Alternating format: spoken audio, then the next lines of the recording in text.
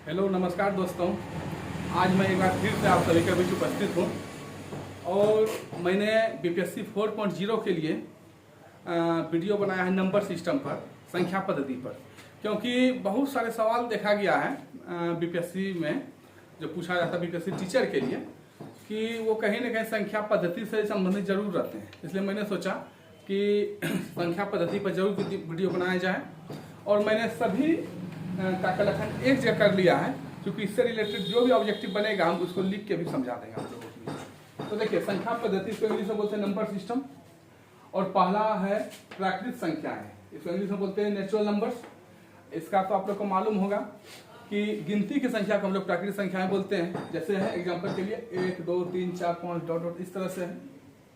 वहीं दूसरे नंबर पर है पूर्ण संख्याएं, इसको इंग्लिश में बोला जाता है होल नंबर, और इसका एग्जाम्पल होगा कि गिनती की संख्या में सिर्फ जीरो को ऐड करना, यानी 0 1 2 3 4 इस तरह से है। उसके बाद नंबर है पूर्णांक संख्याएं का, इंग्लिश में इसको बोलते हैं इंटीजर नंबर्स, या फिर सिर्फ इंटीजर्स बोलना है। अगर इंटीजर्स बोल दिए तो नंबर नहीं लगाना है, अगर इंटीजर बोले तब नंबर्स लगाना, तो इंटीजर नंबर्स या फिर इंटीजर्स बोलिए सब। और इसमें जो आता है कि गिनती की सब संख्या आएगा और गिनती की सब ऋणात्मक संख्या भी आएगा और शून्य आएगा। आप समझ गए? यानी गिनती की सब धनात्मक संख्या होगा और ऋणात्मक वाली भी गिनती की संख्या का, और जीरो भी होगा। ये सभी जो है ना पूर्णांक संख्या के अंतर्गत आते हैं। 4 नंबर पे है परिमेय संख्याएं, इसको बोलते हैं इंग्लिश में रेशनल नंबर्स, जिसको P/Q के रूप में लिखते हैं। इसमें कंडीशन है कि P/Q के रूप में लिख सकते हैं और Q जो है वो जीरो के इक्वल नहीं हो, और PQ कैसी संख्या वो हो पूर्णांक संख्याएं हो। जैसे एग्जांपल के लिए हम लिखे हैं 5/7, इसको आप P/Q रूप में लिख सकते हैं। अब देखिए P की जगह 22 है, Q की जगह 7 है, तो 7 तो आपका जीरो के बराबर नहीं है, और PQ दोनों जो है ये पूर्णांक संख्या के अंतर्गत आ जाएगा। जैसे दूसरा एग्जांपल आपका 0 है, 0 को हम लिख सकते हैं 0/2 0/9 कुछ भी P/Q बना दिए, और नीचे वाला जो हर के रूप में है तो वो जीरो के इक्वल नहीं होनी चाहिए। इसी में 7 भी ले सकते हैं एग्जांपल, माने 4/3, ठीक है। 5वां नंबर पर है अपरिमेय संख्याएं, इसको इंग्लिश में बोला जाता है इरेशनल नंबर्स। इरेशनल नंबर्स जैसे ऐसा मतलब रेशनल नहीं होगा, यानी परिमेय संख्या वो होगा ही नहीं। और क्या कि वह संख्या जिसका स्क्वायर रूट अगर हम निकालें, वर्गमूल निकालें, तो वो हमको दशमलव में निकलेगा। जैसे आप देखिए √2 का क्या निकलेगा इसका रूट 1.414, √3 का 1.732 डॉट डॉट इस तरह से। तो इसलिए जिसका हम स्क्वायर रूट यानी वर्गमूल निकाले तो हमको दशमलव में मिले, तब उसको बोलते हैं अपरिमेय संख्या। इसका उदाहरण देखिए, और √2 है, √3 है, √7/3 भी है। पाई तो मोस्ट इंपॉर्टेंट है कि पाई कैसी संख्या, ऑप्शन लिखा रहेगा प्राकृत है, पूर्णांक है, परिमेय है, अपरिमेय, तो अपरिमेय हो जाएगा। ये बहुत इंपॉर्टेंट प्रश्न बनेगा आप लोग को एग्जाम में, तो इसे याद रखना है। अब देखिए वास्तविक संख्या है, इसको बोलते हैं इंग्लिश में रियल नंबर्स। तो इसका क्या है, तो इसमें है कि परिमेय और अपरिमेय संख्या के परिवार यानी दोनों मिला रहेगा इसमें, उसी को हम लोग वास्तविक संख्याएं बोलते हैं। जैसे देखिए 22/7 है, पाई है, 0 है, √2 है, 7/3 है, ये सब है। काल्पनिक संख्याएं की बारी है, इसको बोलते हैं इमेजिनरी नंबर। इसका परिभाषा ये है कि रूट के अंदर कोई निगेटिव नंबर हो ना, जैसे रूट के अंदर में -16 लिखे हैं तो 16 का तो निकल जाएगा, इसका रूट 4, लेकिन माइनस का नहीं निकल पाएगा, तो इसलिए -8 भी रूट के अंदर रहे, और सब भी, तो ये होगा काल्पनिक संख्याएं। देखिए 8वें नंबर पर है अभाज्य संख्याएं। अभाज्य संख्याएं हो गया, इसको इंग्लिश बोलते हैं प्राइम नंबर्स। यानी उदाहरण के तौर पर अगर देखिएगा तो 2 है, 5 है, 7 है, ये सब है।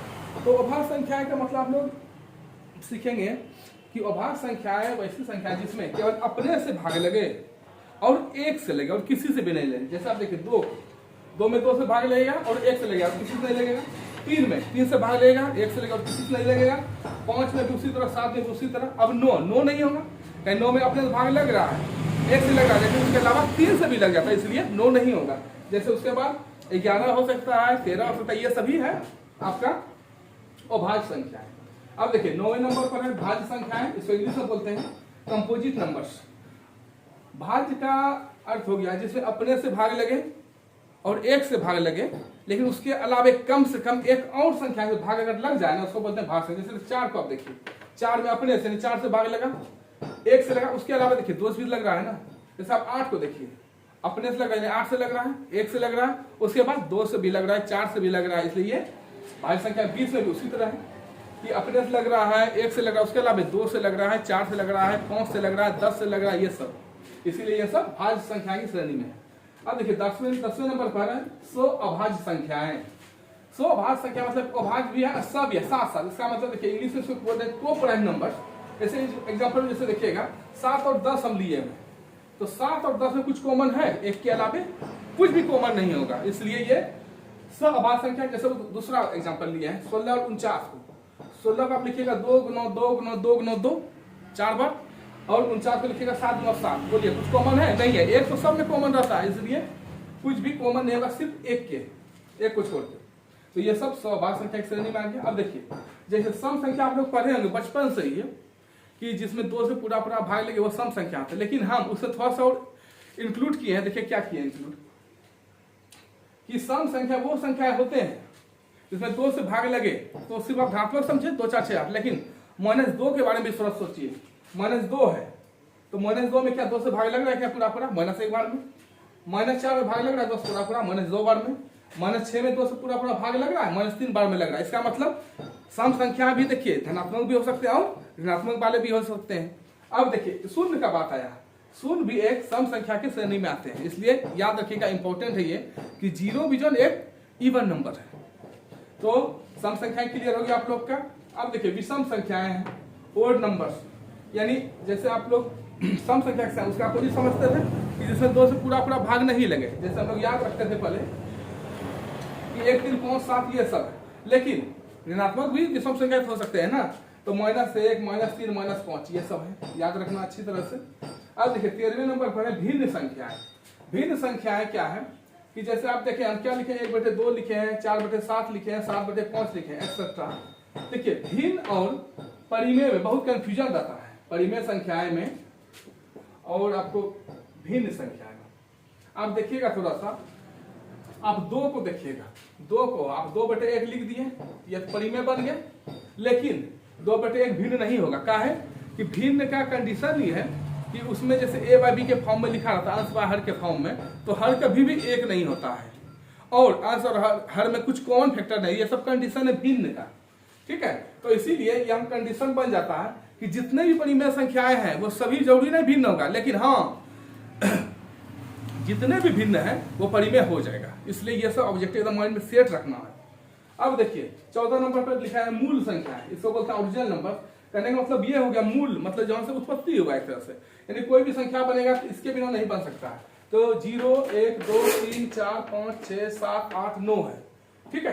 तो ये टोटल मूल संख्या कितने हैं, तो 10 है। अब देखिए हम थोड़ा सा रिक्यप करवा देते हैं कि प्राकृतिक संख्या नेचुरल नंबर है, इसको कैपिटल N से डिनोट करेंगे, ये सब याद रखना माइंड में। कहीं कैपिटल N लिखा है इसका मतलब समझ जाएंगे ये सेट है नेचुरल नंबर का, कहीं अब W लिखा है, होल नंबर W से शुरू होता है होल, तो W से डिनोट कर लेंगे।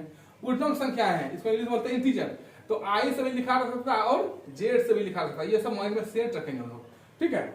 अब जैसे देखिए वास्तविक संख्या है, तो इसको हम रियल नंबर से डिनोट कर देंगे, ये सब हमको थोड़ा सा माइंड में सेट रखना है, ठीक है। अब सम संख्या जैसे है इसको हम इवन नंबर यानी ई से डिनोट कर सकते हैं।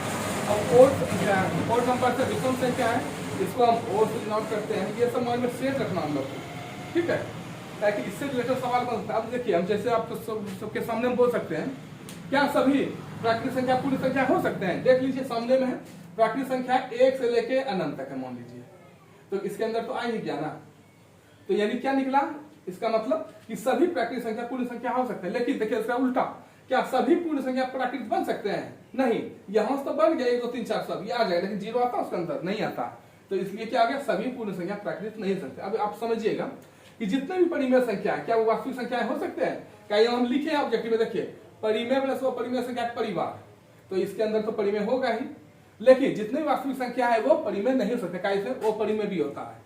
तो ये सब चीज माइंड में सेट रखना है, तब आपका नंबर सिस्टम में कोई भी दिक्कत होने वाला नहीं है, उससे संबंधित कोई भी प्रश्न रहेगा तो सब बनता चल जाएगा, ठीक है।